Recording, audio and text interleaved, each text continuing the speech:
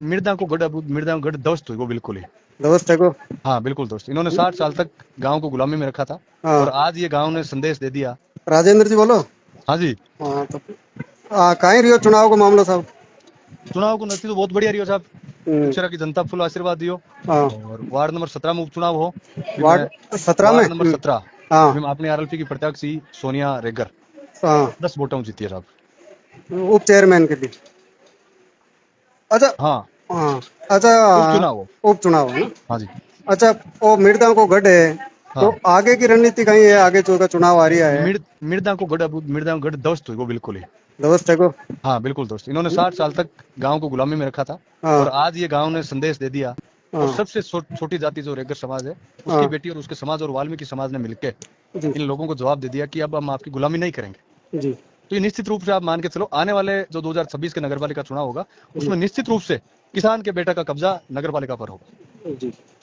अच्छा एक जो कल रैली हुई थी, ये तेजवीर सेना वाले आए थे जी करनाल दर्शन जी करने। जी जी इसके बाद जन सुनवाई में भी पहुंचे। जी इससे पूर्व राजेंद्र जी आपसे पूछना चाहूंगा, जी जो करनी सेना है और राज शेखावत है जो गुजरात के जी राजपूत समाज के नेता है, जी। उनको लेकर आप क्या सोचते हैं, आप क्या देखिए कहना चाहते हैं? मेरा मानना ये है कि वो जो इन्होंने जो करनी सेना बना रखी है इसको आप सेना नहीं बोल सकते। जी और राज शेखावत जी हैं वो राजपूत समाज के लीडर नहीं है। जी राजपूत समाज के लीडर हैं वो कभी ऐसी अनगल बात करता ही नहीं है। जी और ये कल जो इन्होंने ये माहौल खराब करने का प्रयास किया था जी तो इसका किसानों ने मुंह तोड़ के जवाब दे दिया जी कि हम सारी जातियां एक ही जाजम पे बैठने वाला है ना जी कि हम आपकी बातों में ये गुजरात के हैं, राजस्थान में क्या मांग रहे हैं। जी और अगर ऐसा कुछ होता तो जी राजपूत समाज के लोग हनुमान जी बेनीवाल को वोट क्यों देते। अच्छा नेताजी ने तो एक ही बात बोली थी भाई मुगलों का तो इनमें इनका क्या रोल होगा व्यक्तिगत। ये थोड़ी बोला कि राजपूत समाज का नेता जी ऐसा तो कुछ बोला ही नहीं। जी तो इन्होंने ये किया है कि कुछ लोगों ने आप इनके साथ में कर सकते हो ये जो करनी सेना के नाम पे इन्होंने जो लूट मचा रखी है ये जो जी समाज को लूट रहे हैं। जी आप देखिए इन लोगों को जो ये करनी सेना के ठेकेदार बने बैठे हैं जी ये जो भोले भाले लड़के युवा पीढ़ी है इनकी जी उनको नशे की आदत में डाल के जी वो गलत सलत काम करवा लेते हैं।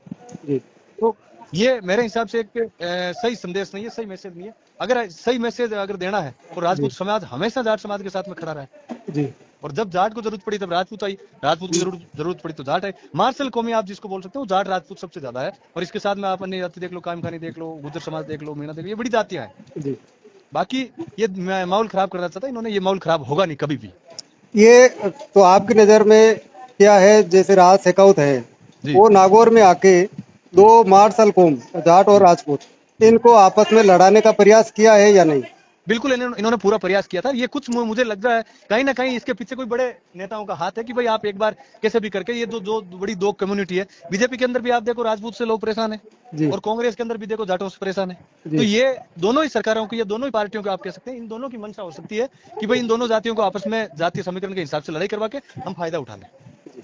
बाकी राजपूत समाज का कभी ऐसा मन नहीं बना कि जाटों से लड़े और जाटों का कभी नहीं बना कि राजपूत से लड़े हम।